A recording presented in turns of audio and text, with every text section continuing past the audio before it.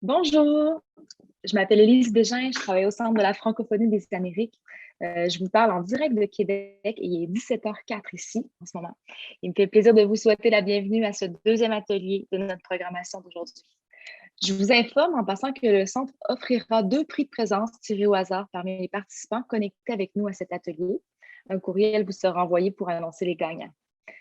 Alors, voici maintenant comment l'activité va se dérouler. Cet atelier sera d'une durée de 60 minutes et sera suivi d'une discussion d'une dizaine de minutes. Tout au long de la présentation, vous pourrez échanger et réagir dans la boîte de clavardage. Lors de la discussion en dernière partie de l'atelier, vous pourrez adresser vos questions dans le clavardage et je pourrai ensuite les transférer aux 2 intervenantes.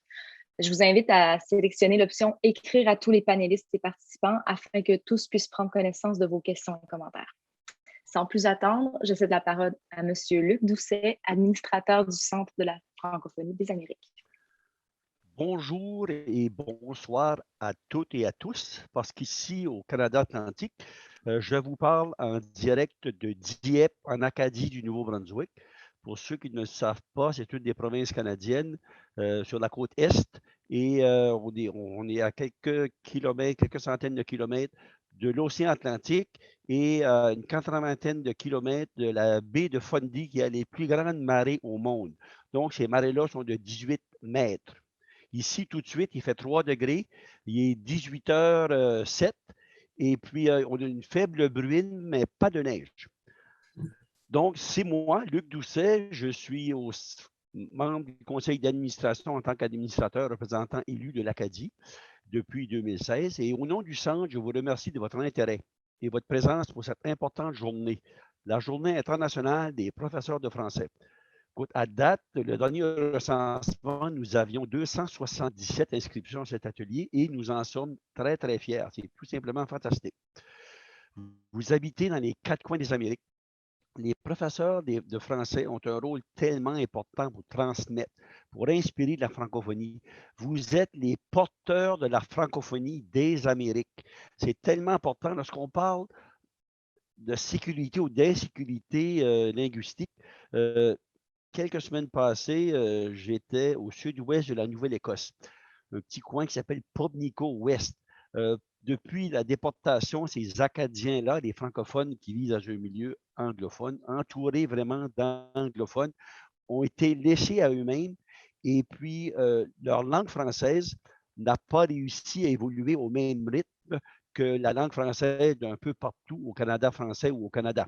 Donc, lorsque j'y étais là, on était à l'hôtel et puis le petit-fils de la propriétaire était là pour donner un coup de main à sa grand-maman. Et puis, je lui ai parlé, puis il m'a répondu qu'il avait 12 ans, qu'il fréquentait l'école. Alors, j'ai dit, ben, tu parles bien français, bravo. Oh, il me dit, je parle bien français avec l'accent de par ici. Ben, j'ai dit, non, tu parles bien le français, point final. Tu as un très bon français, tu n'utilises pas d'anglicisme, c'est important. Il faut que tu sois fier de ta langue, c'est très important. Puis pour moi, tous ceux qui me connaissent, ils savent, pour moi, les accents, c'est de la musique à mes oreilles. Donc, vous êtes des ambassadeurs, vous êtes sur le terrain. Non seulement que vous êtes sur le terrain, vous êtes à nos côtés. Heureusement que l'on vous a si le français continue non seulement à survivre, mais à devenir de plus en plus grand, de plus en plus accessible.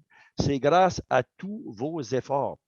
C'est incroyable. Vraiment, nous ne serions pas là aujourd'hui sans tous les efforts que vous faites actuellement pour la promotion du français et de sa culture. En somme, c'est vous qui assurez la pérennité et la survie de cette belle langue qui est la nôtre, le français, ou ceux qui sont des francophiles. Moi, je dis souvent que je souffre de tripolarité. Je me suis créé une maladie. Je suis un Acadien francophone et francophile, donc de là ma tripolarité. Cet après-midi, vous avez la chance d'écouter 2 intervenantes qui ont préparé des ateliers extrêmement enrichissants sur la sécurité linguistique en classe de français. Carole Freinet-Gagné, une collègue au Centre de la francophonie des Amériques, au CA, ainsi que Nathalie Bossière. La Bossière vous invite à plonger dans une réflexion sur le rôle du professeur de français, du professeur en salle de classe. Elles vous présenteront des approches positives pour favoriser la sécurité linguistique en classe et ainsi encourager le progrès de vos élèves qui apprennent le français. Une chose qui est certaine, vous avez et vous allez continuer d'avoir un impact majeur sur ces gens-là, sur ces jeunes-là, desquels vous enseignez, jeunes ou moins jeunes. Écoute, vous allez devenir des mentors, des amis pour ces gens-là qui ne vous oublieront jamais. C'était tellement important. Lorsque je suis allé à la baie Sainte-Marie la semaine dernière, j'avais mon ancien prof de philosophie que je fréquentais à l'université de 71 à 75. Donc, beaucoup plus vieux que moi, on est devenus amis. Pourquoi? Parce que le bonhomme ça a eu un impact pour moi. Donc, pour vous, c'est tout à fait la même chose. Donc, je suis très heureux de vous présenter nos deux meneuses d'atelier, nos deux conférencières. Donc, Carole Frénin-Gagné, qui est du Manitoba, leader multidisciplinaire de la francophonie canadienne, éditrice et experte conseil en pédagogie. Carole est connue pour son dynamisme, sa créativité, son expérience, sa consultation en consultation stratégique et opérationnelle. Et on le connaît surtout, Carole, pour son franc-parler. Ça, c'est évident. Propriétaire de la maison d'édition Apprentissage illimité, qui vend ses ressources à l'échelle nationale et internationale. Carole est souvent appelée à agir à titre d'experte conseil en pédagogie identitaire et en linguistique, notamment auprès d'associations éducatives, de maisons d'édition et de conseils scolaires et de divers établissements d'enseignement, et ceci à l'échelle nationale et même internationale. Carole s'intéresse tout particulièrement à la pédagogie du jeu, à la littératie culturelle, à l'école citoyenne et à la sécurité linguistique. Elle est vice-présidente du Centre de la francophonie des Amériques et vice-présidente du World Trade Center à Winnipeg. La prochaine est du territoire du Nord-Ouest, Nathalie Laboissière, dynamique et engagée. Nathalie est reconnue dans le milieu de l'enseignement en langue française partout au Canada, ce depuis plus de 30 ans. Donc, ne vous fiez pas à son allure, elle est encore très jeune. Éducatrice hors pair, elle fait appel à sa créativité, à ses connaissances approfondies en pédagogie pour animer la langue et la culture française auprès des apprenants de la jeune enfance à l'éducation pour adultes. Je suis très fier d'être avec vous aujourd'hui et puis je vous salue de l'Acadie. Écoute, je ne peux pas parler de l'Acadie sans dire qu'on a eu un très, très grand honneur cette semaine. Une Acadienne, une autrice, Madame Antonine Maillet, qui est autrice de La Sagouine, autrice de Péjalie, La Charrette, avec laquelle elle a gagné le prix Goncourt. La première personne hors France à gagner le prix Goncourt. Elle a été reçue à l'Élysée par le président Macron, donc avec une délégation de l'Acadie. Nous en sommes très, très fiers. Cet honneur-là ne va pas seulement à Tonine, ou comme les gens aiment bien l'appeler, où elle nous dit « appelez-moi Tonine ». Cet honneur-là rejaillit sur toute l'Acadie dans son ensemble. Là-dessus, sans plus attendre, je vous laisse le soin à nos deux intervenantes de vous présenter leurs ateliers et profiter de cette belle rencontre. Je serai avec vous. Merci, Luc. Salut tout le monde. Alors, je vais rapidement partager mon écran comme ça. Tout est beau. Nathalie, on voit l'écran, c'est ça? Très, très bien, Carole. Excellent. On est prête, on a tant à dire. On a tellement de choses à vous dire. Alors, Nathalie, vous avez entendu dans la présentation qu'elle est au territoire du Nord-Ouest, mais Nathalie est du Manitoba, pas de Winnipeg, mais du Manitoba. Et moi, Nathalie, on est des amis depuis qu'on a à peu près 15-16 ans. On était très jeunes, ça fait très, très longtemps. Mais si vous la connaissez pas, c'est Suzanne dans Paul et Suzanne. En tout cas, on va s'amuser aujourd'hui, on va parler d'insécurité. S'amuser, parce qu'on connecte ensemble. C'est merveilleux d'être un groupe de professeurs de français qui ont la langue française à cœur. Et ce qui est important à dire d'emblée, c'est qu'on a trois groupes, trois appels ici. Oui. Je vais intervenir. Il y a une chose que je veux dire. Moi, je suis au territoire du Nord-Ouest, alors que Luc est à l'autre bout du pays. Salut, Luc. Je suis très contente d'être avec toi aujourd'hui. Et puis, justement, moi, je suis dans l'autre coin de la francophonie. Je suis dans le nord canadien, à Yellowknife. Mais tu vois, la raison que je voulais intervenir, c'est aussi de dire que mettre un peu la table en disant, j'ai connu un moment déclencheur, quand on parle de sécurité linguistique, j'ai connu un moment déclencheur, c'est mon fils qui me l'a fait vivre. J'étais en visite dans la famille de mon mari au Québec, et puis, mes enfants à moi ont grandi au Manitoba, et puis leurs cousins, les cousins de mon garçon ont dit « T'as un accent, toi, hein? C'est drôle. » Puis mon garçon, il a fait une petite pause, puis il a dit, ben, tout le monde a un accent. Ah, alors ça, c'est un moment déclencheur pour moi, puis je vais y revenir tout à l'heure quand on va parler de ça. Vas-y, Carole. Excellent. Alors, on commence, on va parler d'insécurité linguistique. On va se partager un peu l'information et puis on va finir aussi avec une période de questions. Alors, vous allez avoir l'occasion de vous poser des questions, puis on jase ensemble. On a une petite heure ensemble, un peu plus d'une heure, et puis on va parler d'insécurité linguistique, mais on va aussi le mettre en contexte parce qu'il y a autour de la table virtuelle, il y a des francophones langue première, il y a des francophones langue seconde, parce qu'ici au Canada, on parle du français ou de l'anglais comme seconde, parce qu'on a 2 langues officielles. Mais on a aussi beaucoup de professeurs de français, de FLE, de français langue étrangère, et on va contextualiser l'insécurité linguistique dans chacun des cas. Alors, oui, alors on veut vraiment transformer l'insécurité linguistique en sécurité linguistique. Alors, quels sont les objectifs du webinaire? On va commencer à définir ce que c'est l'insécurité linguistique. Ici au Canada, on en parle un peu depuis quelques années. Hein, on parle, c'est un enjeu qui a été vraiment amené aussi par les jeunes, par la jeunesse. La jeunesse en a beaucoup discuté dans le réseau jeunesse, mais c'est peut-être un thème qui est nouveau dans les classes de français. On va en parler. Pourquoi c'est important?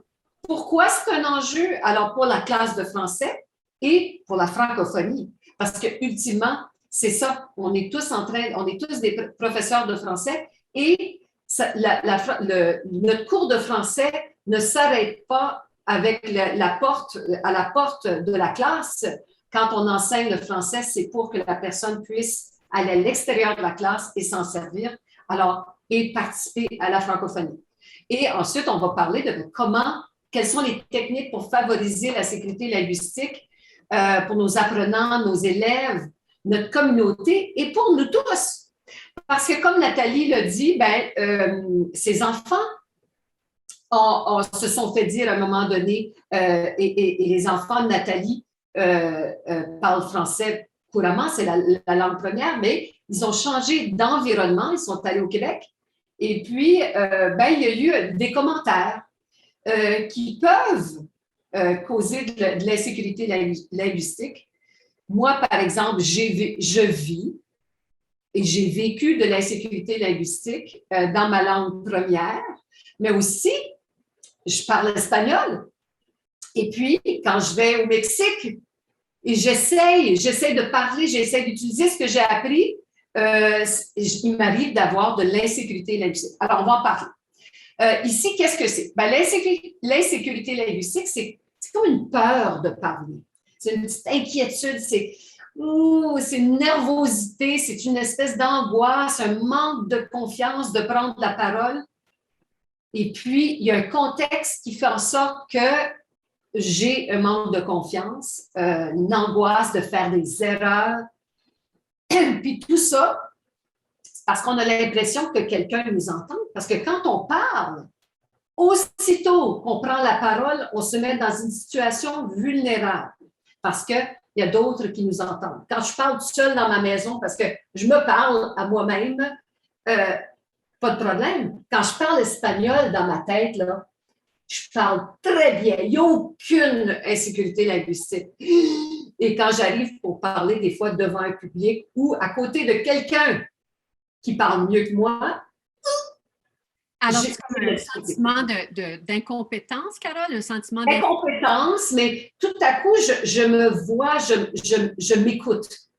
Ça m'arrive aussi parfois en entrevue. Hein? Des fois, ce matin, on a dû faire des entrevues, moi et Nathalie, pour ce webinaire, et tout à coup, on va être entendu par un public et on commence à s'écouter et tout à coup, les mots nous manquent.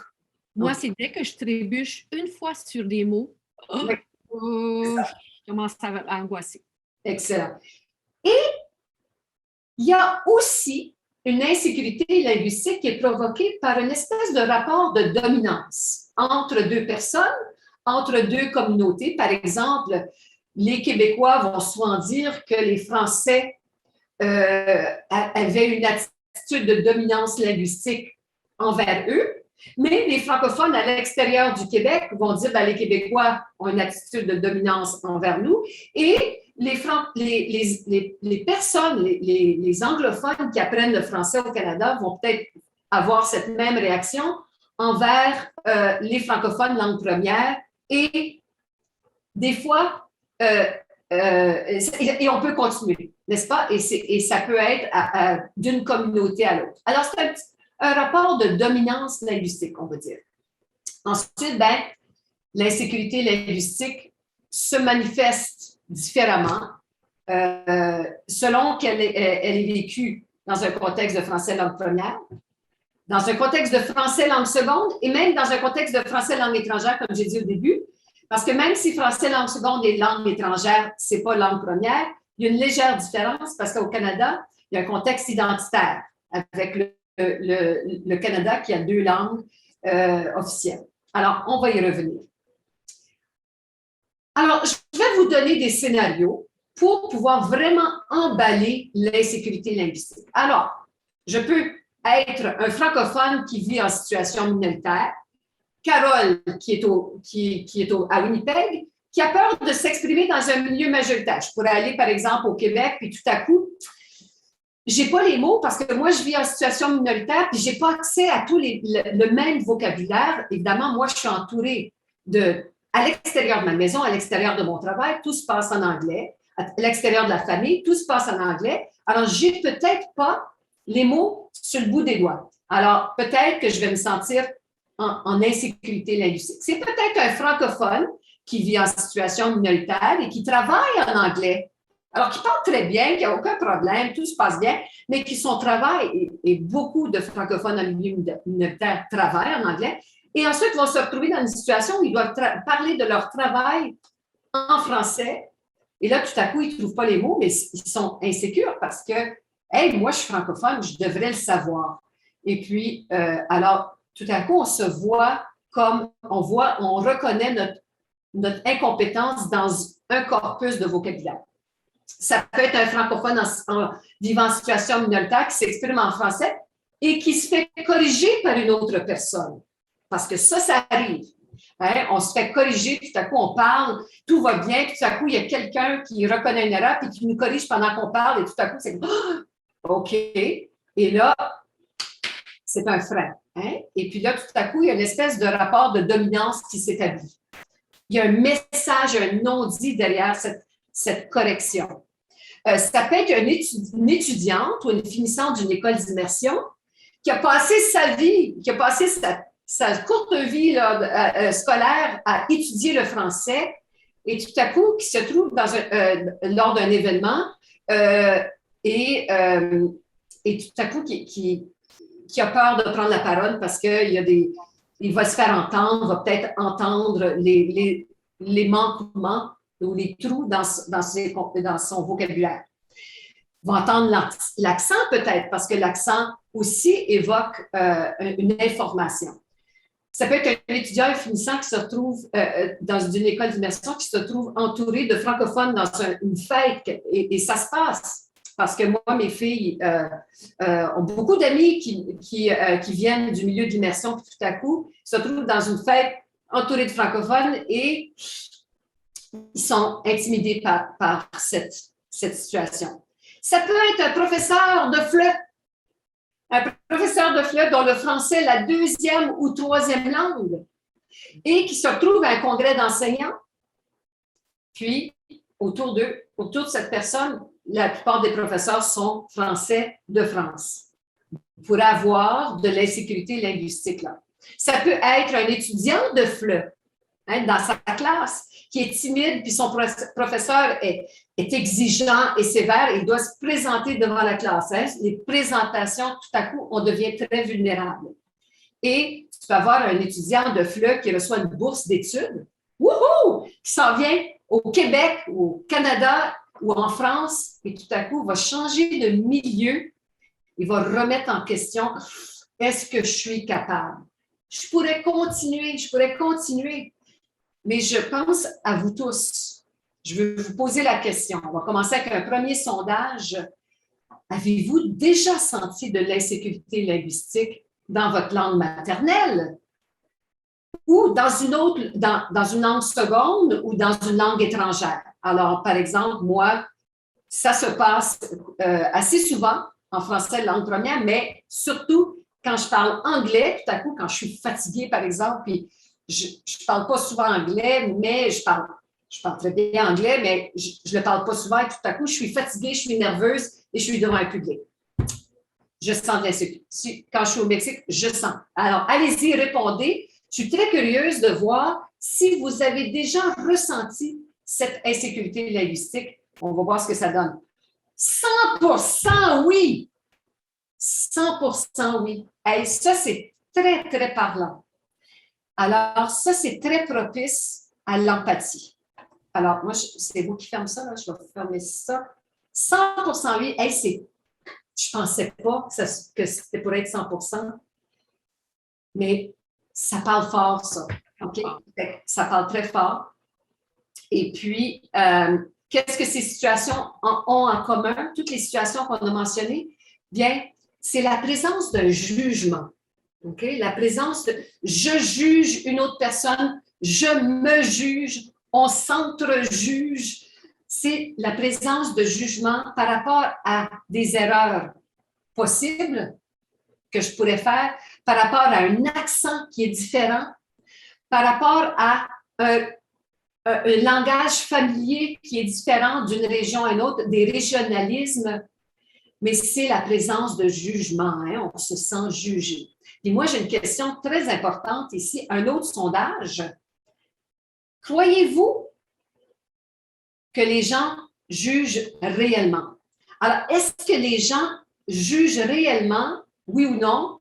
Oui beaucoup, oui un peu ou non pas du tout? Est-ce qu'il y a jugement en réalité? Ou est-ce que c'est une perception de jugement?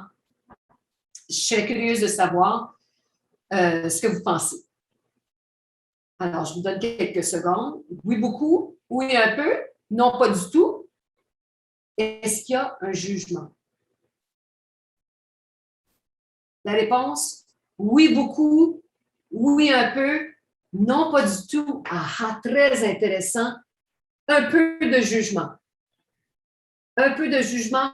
Je suis d'accord. Je pense que c'est ça que moi, j'aurais répondu. Nathalie, je ne sais pas si c'est ce que toi, tu aurais répondu, mais je suis d'accord avec la majorité.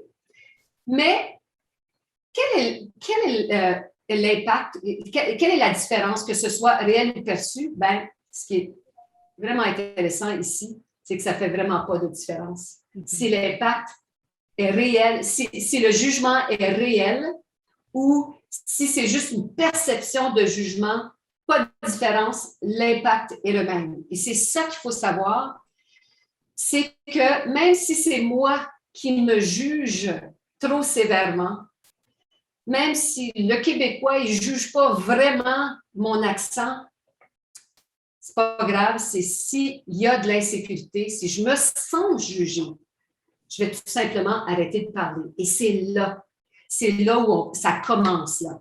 Et c'est l'impact négatif et c'est crucial de trouver des solutions pour l'insécurité linguistique parce qu'on travaille en francophonie, on ne veut certainement pas que nos apprenants se taisent. Comme professeur de français, on ne veut surtout pas que nos apprenants arrêtent de parler, n'est-ce pas?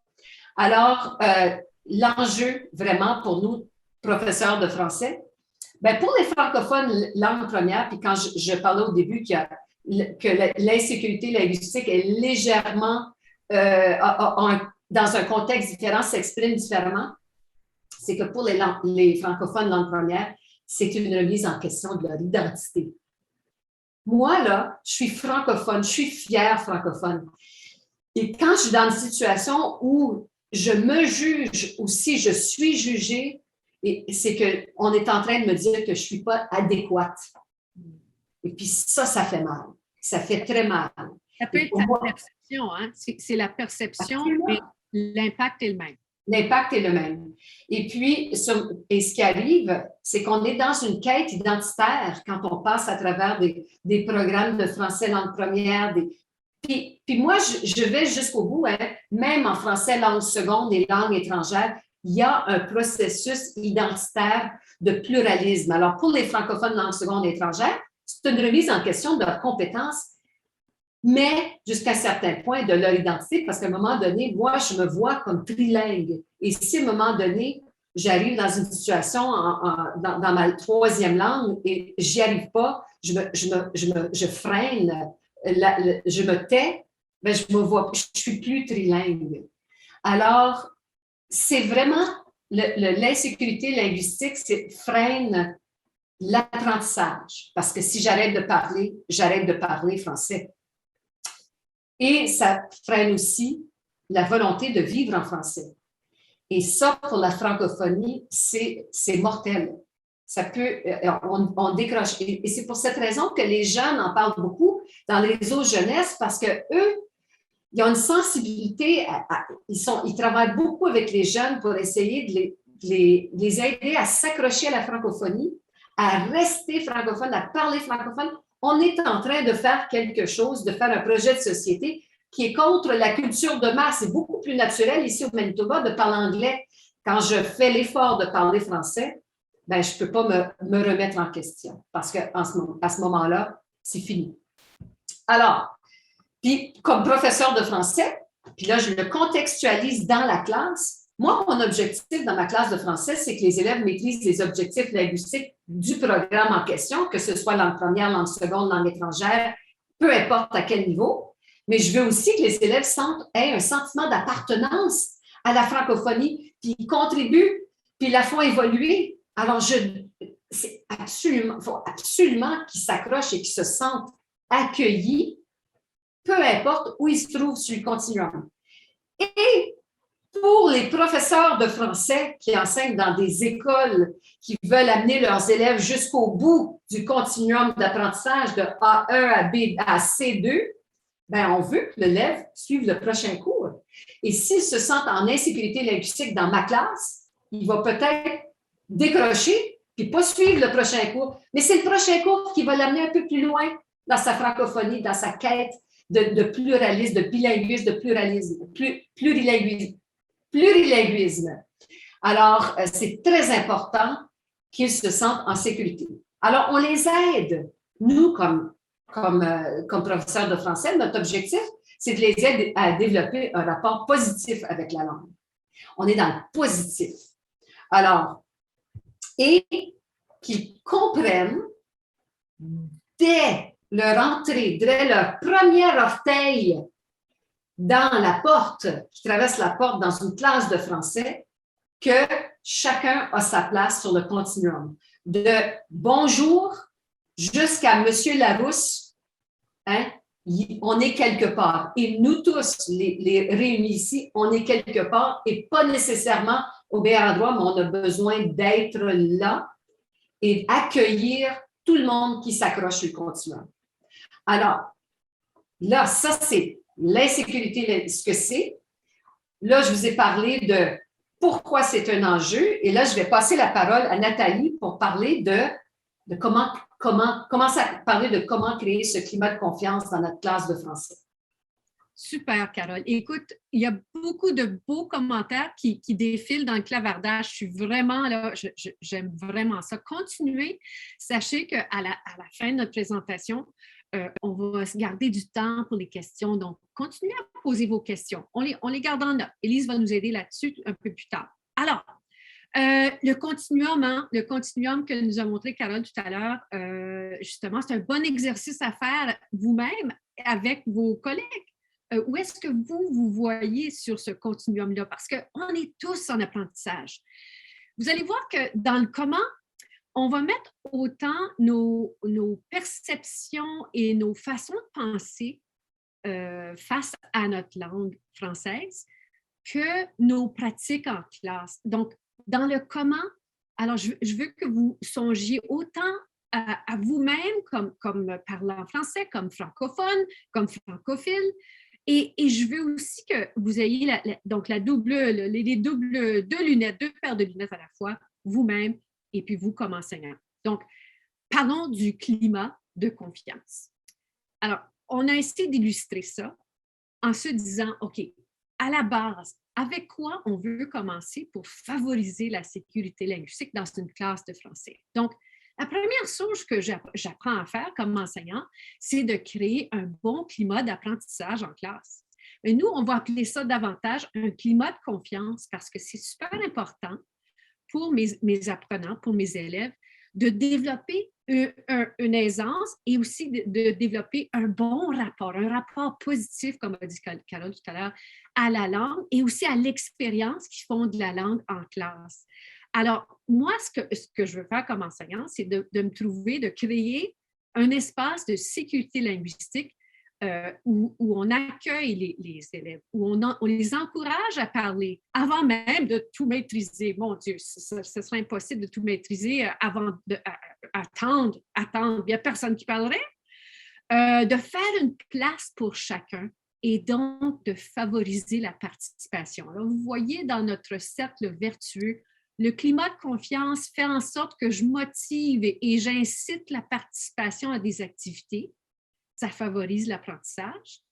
Dans cet apprentissage-là, vous allez voir, je vais vous expliquer comment on profite de ces occasions où on a mis la table pour justement apprendre, pour justement apporter des points de langue, pour justement avancer dans notre sens de notre compétence en français, justement. Alors, l'apprentissage favorise un sens d'appartenance à ce groupe. On est en classe, on apprend ensemble.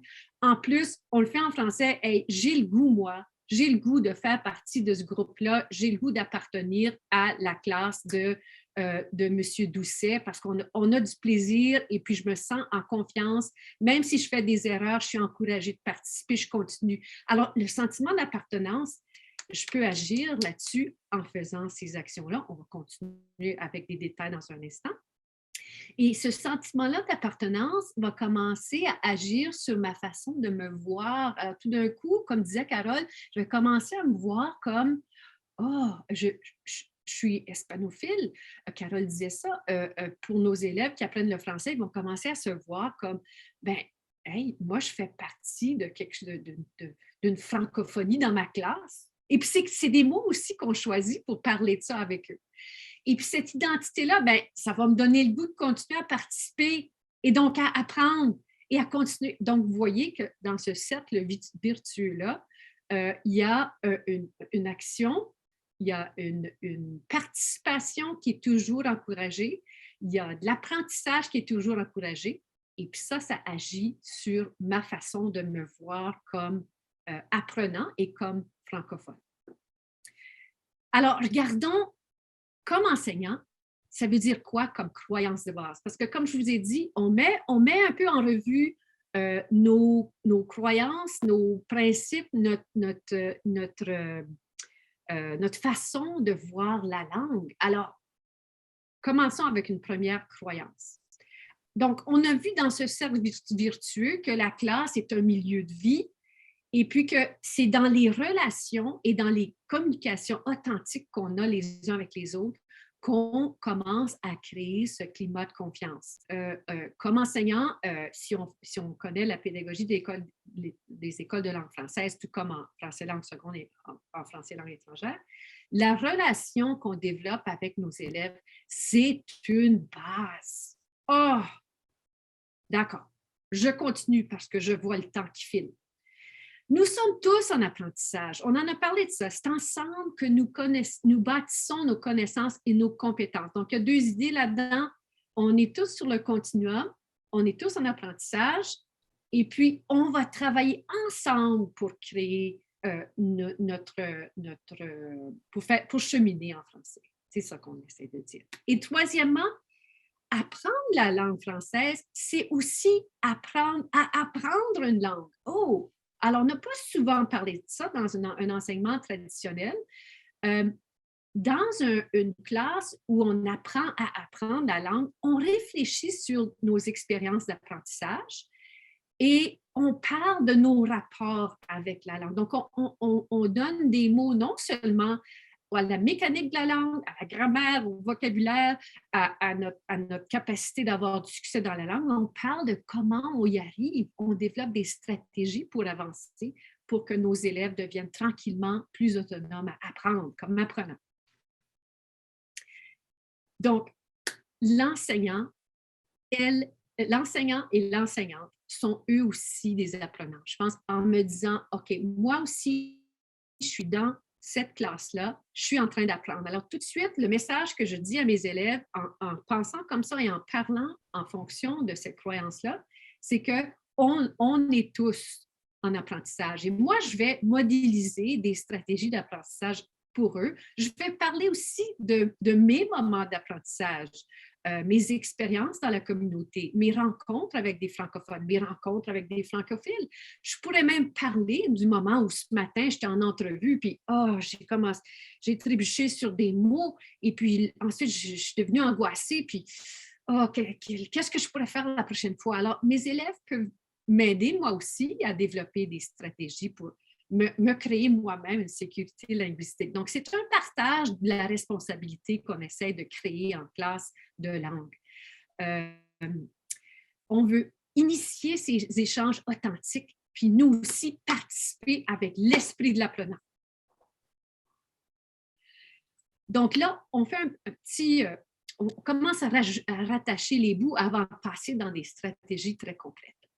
Donc, si on veut améliorer les compétences langagières de nos élèves, il faut s'occuper de leur cœur, de leur confiance, du côté émotif de l'apprentissage et de ce rapport avec l'expérience de la langue. Oui, alors je vais faire ça en créant mon climat de confiance, en encourageant la prise de risque et en acceptant l'erreur aussi. L'erreur, ça fait partie d'apprendre. Et en stimulant la réflexion et la responsabilisation chez les apprenants.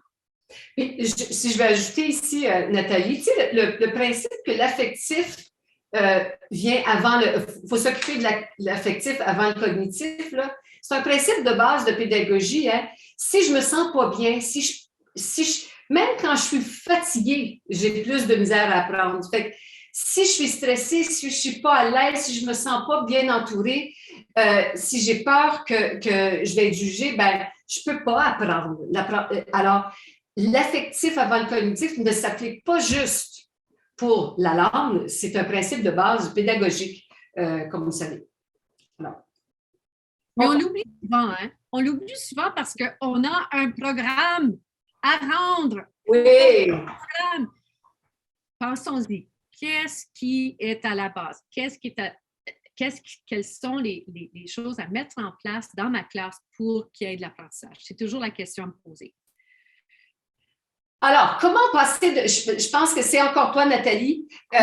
Mais juste pour te dire, Nathalie, il y a des commentaires extraordinaires dans le clavardage, là. Puis je vois que ça a été un privilège, moi, Nathalie, pour moi et toi, d'avoir le micro parce qu'il y a beaucoup de bonnes informations dans le clavardage. Ça aurait été merveilleux si on avait pu donner le micro à tout le monde, mais on vous lit, puis continuez à participer dans le clavardage.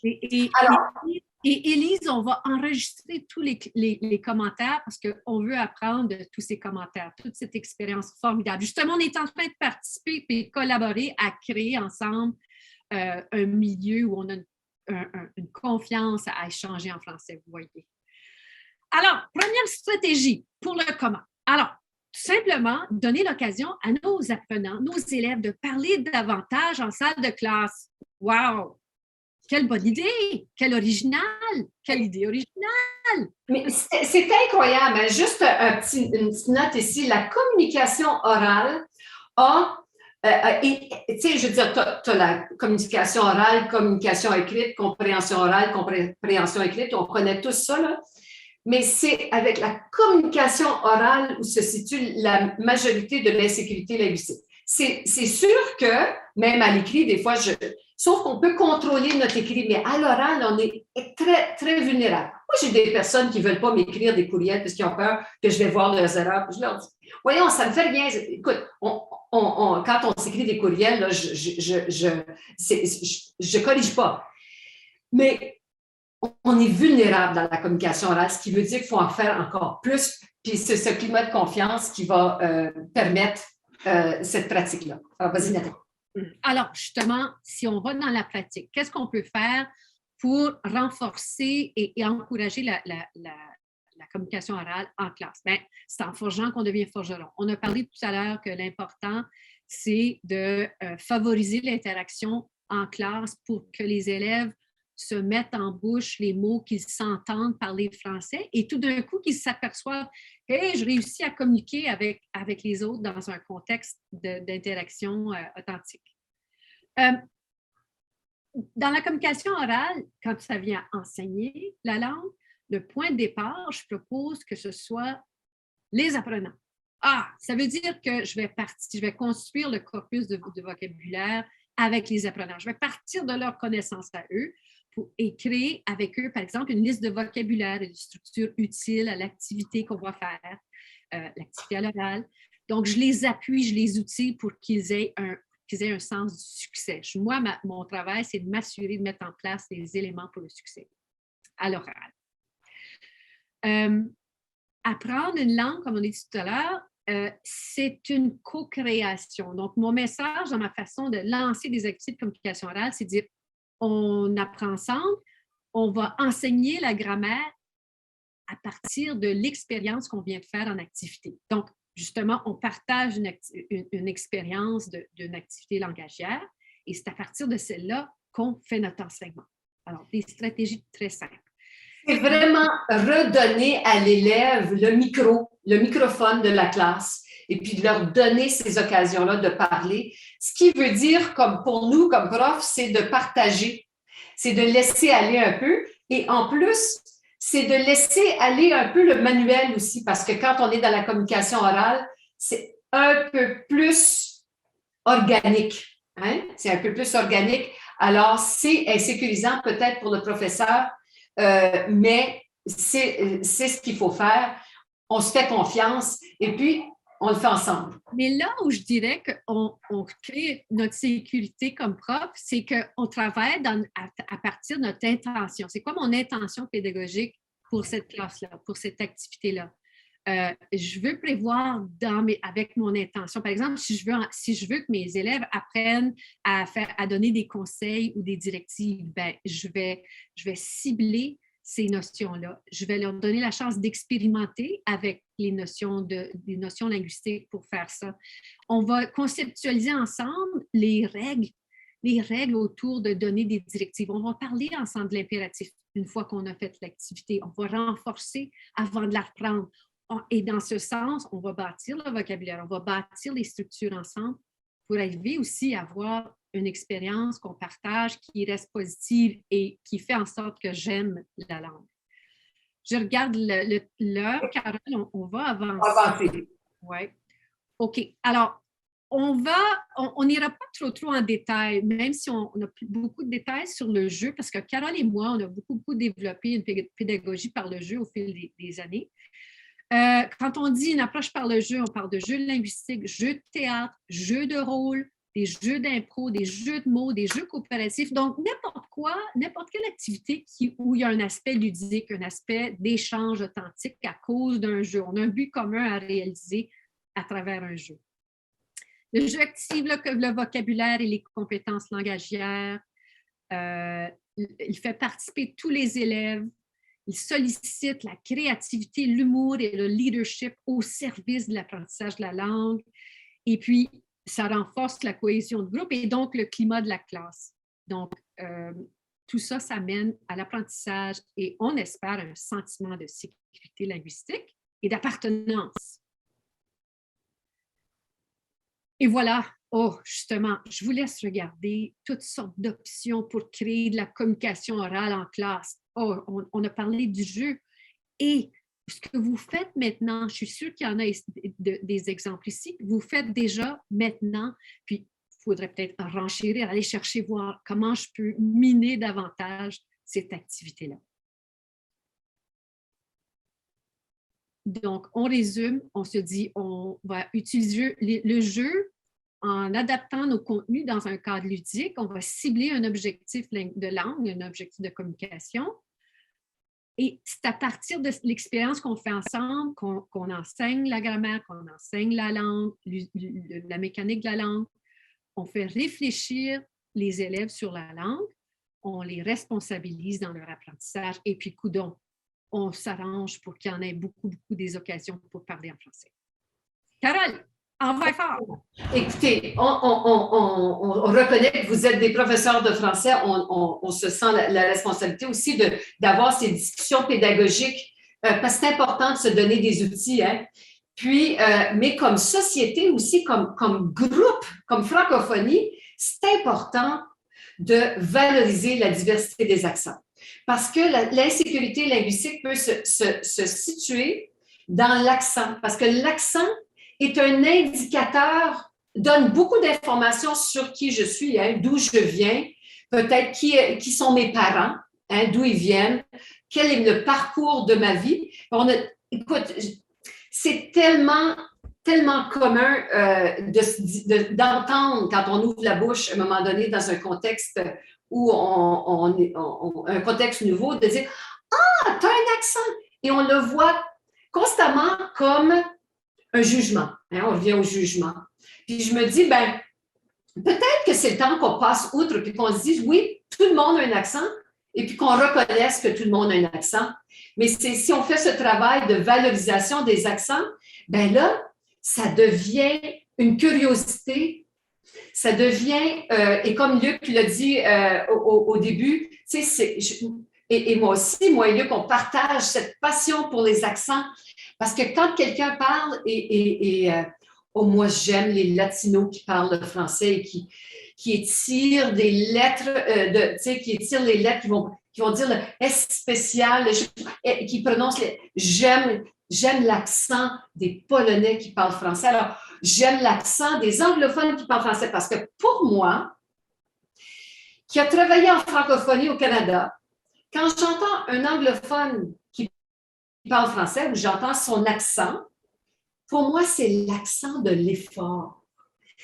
C'est l'accent de quelqu'un qui est allé contre le courant de masse parce que ça aurait été beaucoup plus simple pour lui de juste parler anglais. Et il a adopté la langue française comme sa langue seconde. Et puis moi, ça me fait chaud au cœur. Alors, quand j'aime cet accent.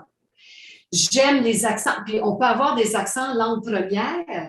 Alors, des accents régionaux, hein, l'accent acadien, même en Acadie, il y a toutes sortes d'accents. Même au Manitoba, selon le village, on entend l'accent. C'est le piquant. Maintenant, si on veut, comment est-ce qu'on valorise les accents? Bien, nous, comme prof, on doit commencer à avoir des conversations au sujet des accents. Puis, on travaille très fort hein, dans un système traditionnel d'enseignement du français à éliminer les accents et d'essayer d'avoir un français standard, mais il faut pas. Il faut valoriser, remettre l'accent et même les registres de langue, hein, le chiac, le joual, ça appartient à la langue familière, c'est beau, c'est merveilleux, il ne faut jamais perdre ça. Ça fait partie ça devrait être au programme des accents et pour ça, ben, nous comme profs, on doit revoir nos choix de ressources, nos choix de ressources audio et vidéo pour inclure des accents et de dire comment c'est beau et d'aimer, juste tout simplement aimer les accents.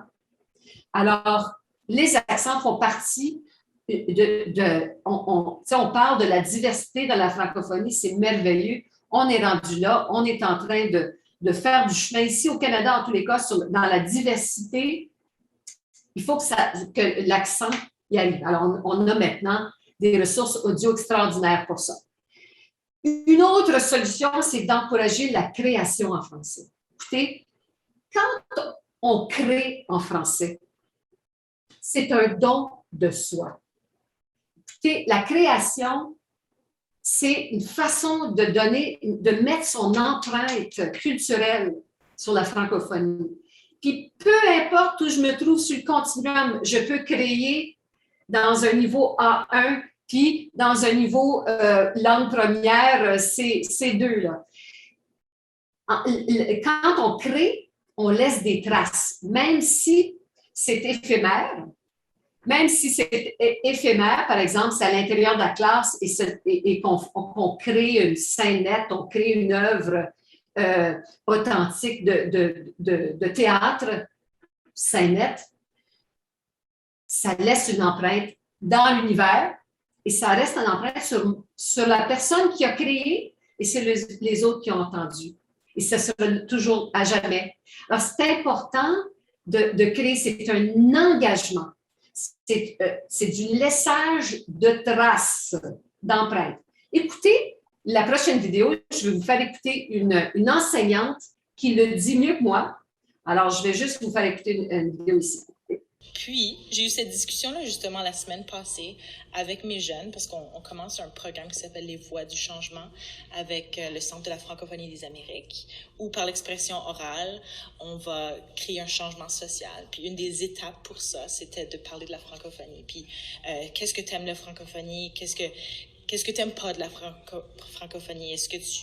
Qui tu connais qui parle français, etc. On a eu une grosse discussion. Puis il y a beaucoup d'élèves qui disaient, j'aime pas quand tu nous obliges de parler français ou que tu nous arrêtes de parler anglais.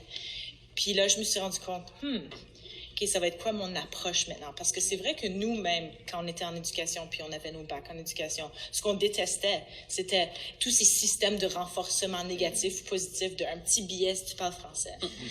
Puis là, j'ai réfléchi à ma façon d'enseigner, puis les moments où les élèves parlent français, c'est par l'entremise du théâtre. Et puis mes cours de théâtre, c'était le moment où j'avais jamais besoin de dire à mes élèves de parler français. Parce qu'ils vivaient un moment de création. Puis juste si nous-mêmes, comme enseignants, on est passionnés.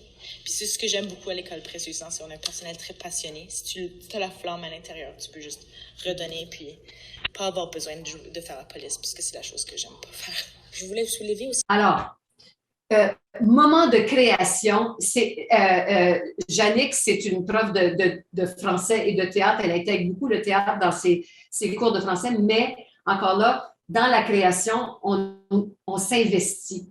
Alors, c'est extrêmement parlant. Son commentaire est extrêmement parlant. Là, on va continuer. Je passe la parole à Nathalie.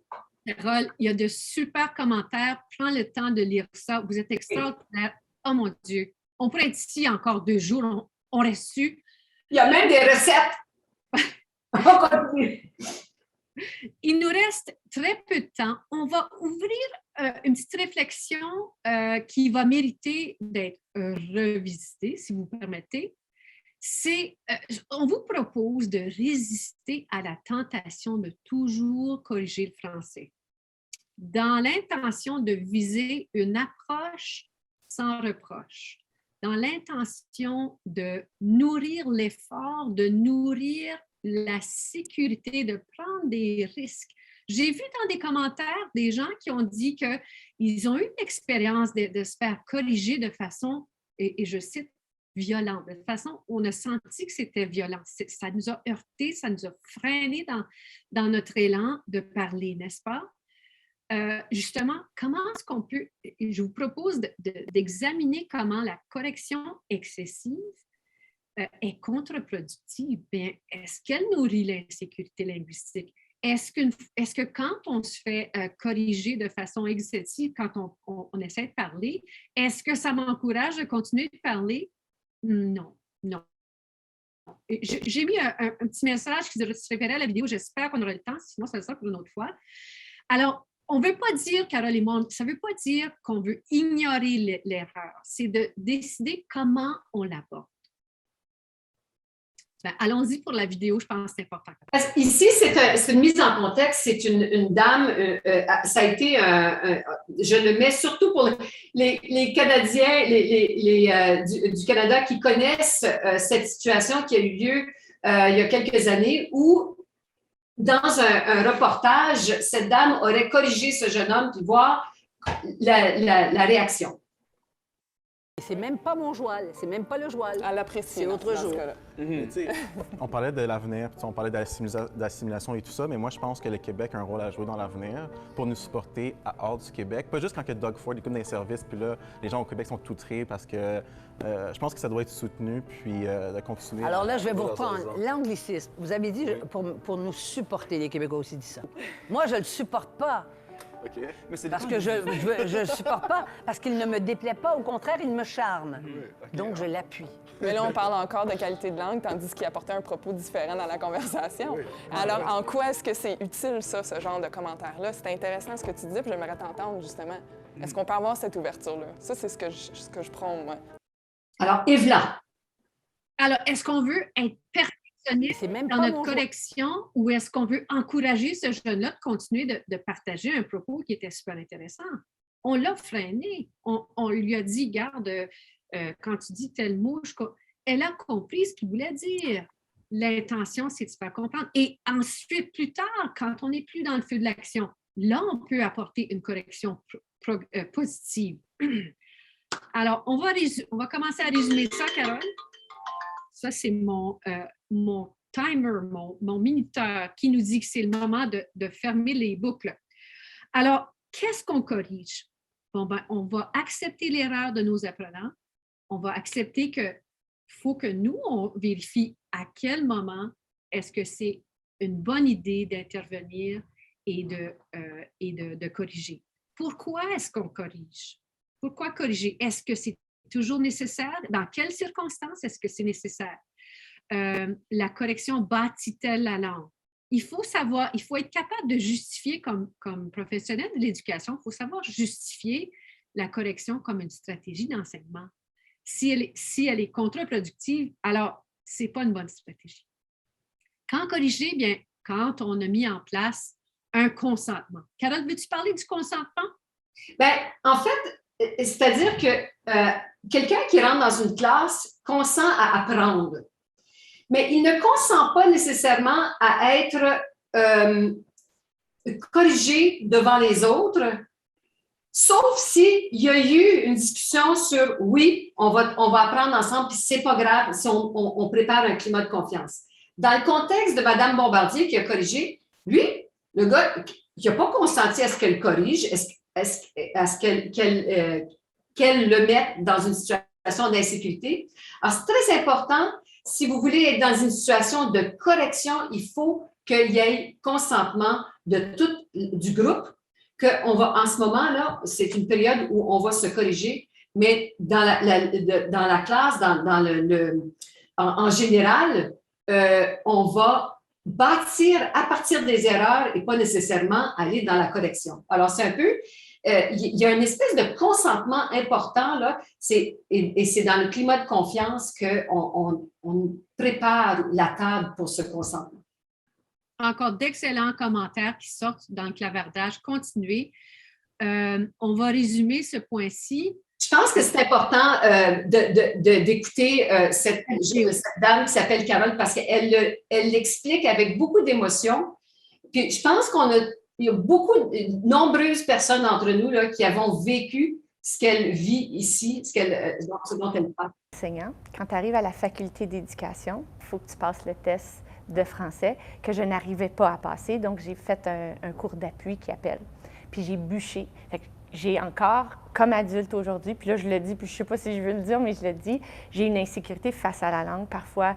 Mais il y a eu une enseignante à l'université, on les appelle des professeurs, qui m'a pris sous son aile, puis elle voulait que je bûchais, puis je me suis embauchée un tuteur qui m'a aidée, puis elle m'a dit, Carole, c'est juste de te calmer, puis de dire que tu es capable, mais tu t'es tellement fait dire que tu ne savais pas écrire, que c'est le discours que tu as dans ta tête qui te revient tout le temps. Fais-toi confiance.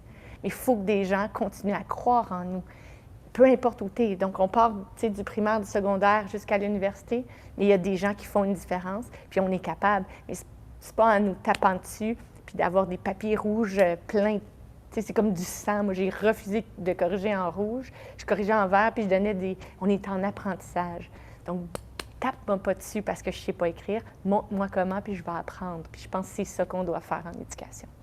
Et ce que je retiens là-dedans, Nathalie, c'est on est en apprentissage. On est tous en apprentissage. Et puis, je pense que quand l'apprenant va comprendre que vous faites partie de cet apprentissage-là. Il va avoir, on va, hein? On va avoir une ouverture. Une ouverture à apprendre ensemble. Soyons le prof qu'elle a eu à un moment donné qui a dit « Calme-toi, on va le faire ensemble ». On va continuer avec écoute, socialement, là, quand on apprend une langue, quand on est en francophonie, quand on entend ce projet de société qui est la francophonie, c'est sûr qu'il va y avoir des moments négatifs. Il y a des moments négatifs en société, hein? Je pense qu'on en vit régulièrement au Canada. Il y a des moments négatifs dans la classe. Quand c'est difficile, il y a un concept difficile, j'ai de la misère, comme Carole, la dame dans la vidéo, elle avait de la misère. C'est de transformer ces moments difficiles en occasion d'apprentissage et ça, c'est transformateur. Et ça développe l'esprit critique, c'est qu'on en parle, on dit comment est-ce que tu apprends, qu'est-ce que tu peux faire, on développe une empathie collective dans la classe et une solidarité, parce que quand la personne qui a de la misère, tout à coup réussit, bien, que la classe, le prof, la classe, on est solidaire, c'est un projet collectif, puis un immense sentiment de succès après un travail acharné. Hein? Puis c'est de le faire ensemble, c'est de partager ces moments difficiles, d'accompagner, d'être empathique dans une approche sans reproche. Et puis, alors, le fait que ça a été difficile, c'est plus négatif. Tu sais, je pense à moi, des profs de mathématiques, les meilleurs profs de mathématiques, c'est ceux qui ont eu de la misère en mathématiques, parce qu'ils sont capables d'être empathiques avec celui qui a de la difficulté. Alors, on va sauter à la conclusion, si tu veux bien. Oui, et tout ça, c'est pour développer une résilience, pour ne pas lâcher la patate, parce qu'on a besoin on a besoin de l'un l'autre dans ce projet de société qui est la francophonie. Et puis, pour aider les apprenants à développer des stratégies pour que quand ils quittent la classe, qu'ils continuent avec le prochain cours, puis quand ils ont fini, qu'ils se retrouvent dans la communauté et puis qu'ils sont accueillis et qui ont les compétences et qui ont développé une résilience que même s'ils vont quelque part, puis ils s'expriment, puis quelqu'un change à l'anglais ou n'accueille pas leur accent, qui vont être résilients. Alors, il faut développer cette résilience parce que des élèves, des apprenants résilients forment des communautés résilientes. Mais pour la conclusion, alors on va vite hein, parce que je sais qu'on aurait pu passer 3 heures sur ce sujet. Vous êtes très importants.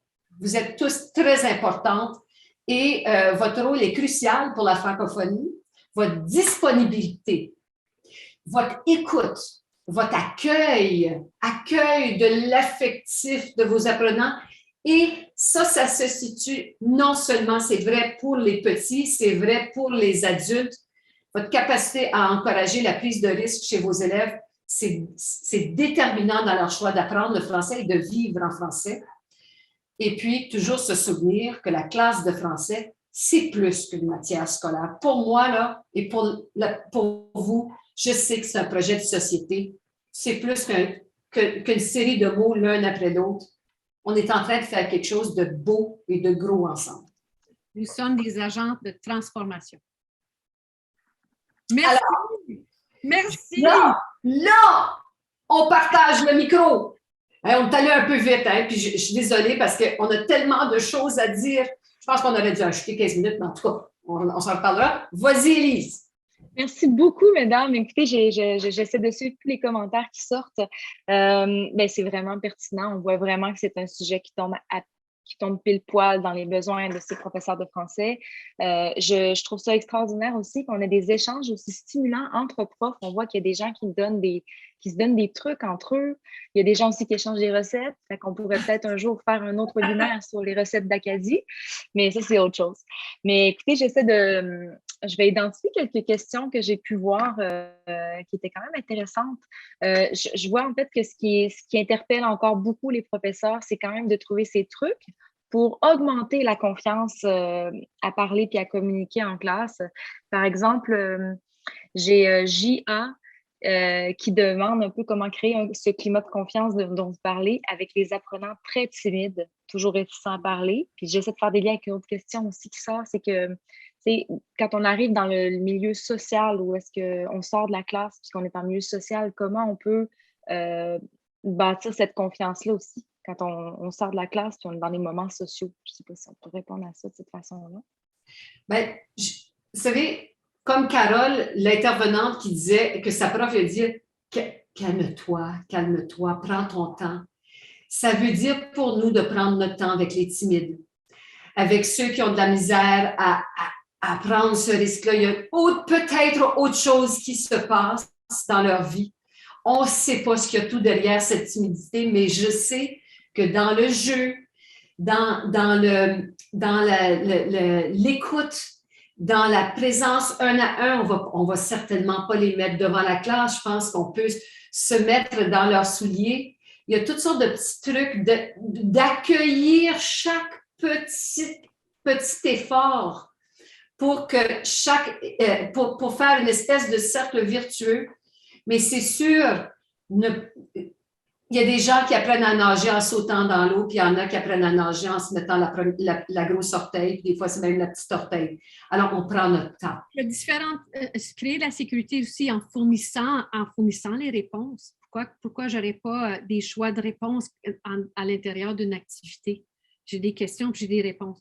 Pourquoi pas? Des fois, j'en connais, moi, des apprenants qui ne parlaient pas parce qu'ils ne savaient pas, mais c'est parce qu'ils avaient peur de faire une erreur. Alors, je vais, OK, tu peux utiliser ça, là, ces phrases sont correctes. Vas-y, envoie fort pour les rassurer, pour qu'ils s'entendent parler, qu'ils réussissent. Le théâtre, ça fait ça. D'entendre d'autres faire l'activité d'avant. Et qu'ils vous voient, vous aussi, participer, puis faire justement, c'est pas ça. C'est quoi la question encore? De voir que vous participez aussi comme apprenant. Je pense que le succès est enivrant, hein? Le succès est très encourageant. C'est de trouver qu'est-ce que je peux faire avec cet élève-là qui va sentir un succès, qui va faire qu'il va s'essayer encore. Puis, alors, c'est des petites bouchées. Comment on mange l'éléphant, une bouchée à la fois. Mais des petites bouchées pour qu'ils sentent le succès. Et puis ça, c'est notre job. C'est notre job. Ben oui, OK. Merci. Puis justement, quand on sort de la classe, qu'on est dans les moments sociaux, de quelle façon on peut inciter ou se mettre en confiance ou quelle posture on peut avoir pour être en confiance de parler le français quand on est en dehors de la classe de français? Bien, je pense qu'il y a des activités qui peuvent se faire à l'intérieur de la classe qui imitent la vraie vie et qui fait en sorte que j'apprends justement à l'intérieur de la classe comment poser des questions dans des services publics, comment donner un conseil, comment faire une recette. C'est des choses que je soupçonne que vous faites déjà, mais c'est de les voir aussi comme, OK, justement, c'est des activités pour que le plus possible, on ramène la vraie vie en classe.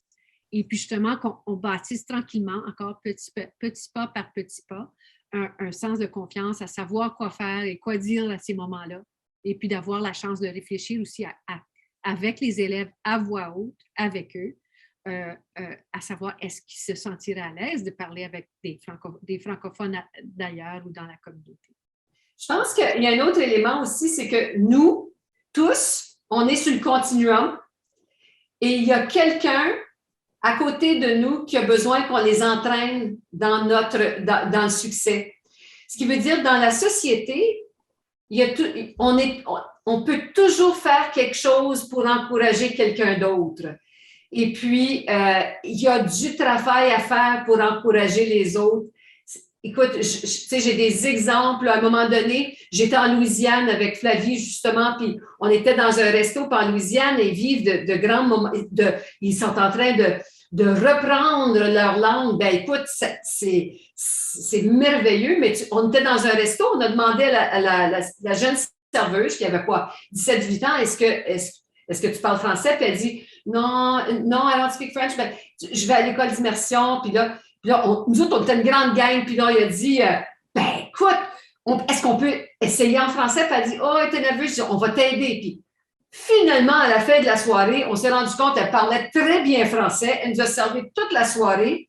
Puis c'était juste l'amener, puis c'est correct de ne pas la corriger, de la laisser, puis à la fin, on s'est rendu compte, mon Dieu, elle maîtrisait son français. On est allé me dire au gérant, on dit, garde ta serveuse, là, donne-lui un os de salaire parce qu'elle a du service en français. Et c'est ça que nous, on est appelés à créer autour de nous. Super. J'avais 2-3 autres questions que j'ai retenues. On va essayer d'y aller avec l'essentiel. Peut-être une dernière ou une avant-dernière, on verra. Là. Mais il y avait, je ramasse des éléments. Là. Il y en a qui parlaient de glottophobie tout à l'heure. Edson Müller, Jiménez Cornejo, qui parlait de ce jugement dont vous parlez. Ça peut être considéré comme de la glottophobie. Je trouvais ça super intéressant comme terme. Puis ça vient aussi avec une autre question qui parlait de l'insécurité linguistique. Est-ce que c'est un phénomène récent? Est-ce que ça appartient plutôt à la francophonie? Je ne sais pas si on pourrait répondre rapidement à ces deux éléments-là. Puis comment on pourrait, puis je vois aussi qu'il y a des éléments aussi sur les accents qui sortent là, dans les commentaires. Comment on peut faire pour aussi réduire ça un peu?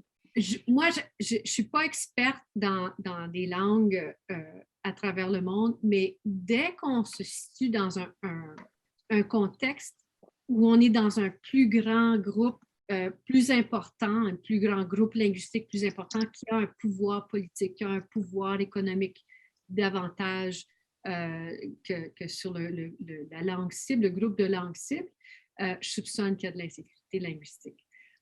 Au Canada français, on en a fait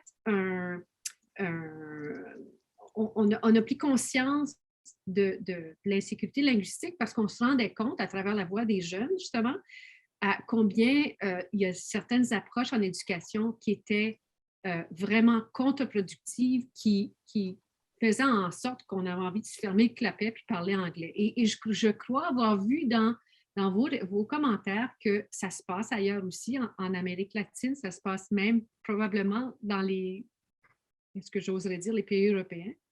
Oh ben, Nathalie, moi, dans le peu d'expérience que j'ai avec l'Amérique latine, je ne suis pas experte, mais j'ai voyagé, j'entends des commentaires de dominance linguistique. Je pense, mais vous serez les meilleurs à me le dire. Mais moi, je ne pense pas que c'est un phénomène qui appartient à la francophonie, sauf que le français, c'est une langue qui est une langue de prestige, alors qui est souvent associée, qui pourrait, dans un certain cas, et dans longtemps, a été associée à un certain élitisme. Alors, je pense qu'il y a quelque chose qui est particulier dans la francophonie, puis je pense que c'est le temps que ça arrête. Justement, si on parle d'accent, puis d'insécurité linguistique, et puis de hiérarchie, d'élitisme, je pense que c'est peut-être le sujet d'une autre conversation pour qu'on apprenne d'où ça vient, ça, qu'on se sensibilise d'où ça vient justement et de voir aussi qu'est-ce qu'on veut maintenant. Qu'est-ce qu'on veut maintenant? Puis justement, en tant que prof de français, on est des agents transformateurs. Alors, les connaissances peuvent nous aider à travailler. C'est super. Écoutez, je pense qu'il est un peu déjà l'heure d'arrêter la rencontre, mais je voulais simplement aussi vous dire que dans les commentaires, il y avait beaucoup d'intérêt aussi pour les éléments de votre PowerPoint que vous avez présenté, même les références des vidéos qui ont été présentées aussi. Je ne sais pas de quelle façon, vous savez que cet atelier a été enregistré et qui va être diffusé en ligne aussi sur notre site Internet. Donc, vous pourrez le revoir à nouveau. Je ne sais pas si d'une autre façon. On peut vous donner les vidéos, ça c'est facile. Je vais vous préparer ça, puis je vais donner ça au Centre de la francophonie des Amériques, puis il pourrait partager avec vous. Et puis, la vidéo va être logée, mais je pense que c'est quelques jours encore. En tout cas, vous y aurez accès encore pour quelques jours. Je pense que c'est jusqu'au 31 décembre. Je pense qu'elle est disponible. 31 décembre, OK, excellent. Oui, si je ne me trompe pas. Donc, pendant votre temps des fêtes, si vous n'avez rien à faire, vous pouvez la regarder à nouveau. Parfait. Soyez nos ambassadeurs d'une approche sans reproche. Puis, tentons l'expérience. Je sais que la plupart de vous aussi, vous êtes très empathiques envers vos apprenants, puis que ça va de soi. Alors, si vous le faites déjà, partagez la bonne nouvelle. Génial. Écoutez, merci vraiment beaucoup à vous deux, Carole et Nathalie, pour cet excellent et tellement pertinent atelier. On le voit, hein? Je pense que vous avez pu offrir des ressources pour ces professeurs qui œuvrent chaque jour pour encourager leurs élèves dans l'apprentissage de cette belle langue. Merci aussi à tous les auditeurs. Vous avez vraiment bien participé, partagé vos idées, tout ça, c'était extrêmement constructif. On va clôturer la programmation qui a été offerte par le Centre de la francophonie des Amériques pour la Journée internationale des profs de français. Demain, il nous annoncera les gagnants du tirage là, qui a été fait au début par courriel. Puis je vous souhaite vraiment une belle continuation à tout le monde. Devenez membre du centre, ceux qui ne le sont pas. Suivez-nous sur Facebook. Puis on partage des ressources comme ça souvent. On a des belles activités. Merci, Élise. Merci à tout le monde. Merci au Centre de la francophonie des Amériques. Vive les profs de français à travers l'Amérique. Très important. Merci beaucoup.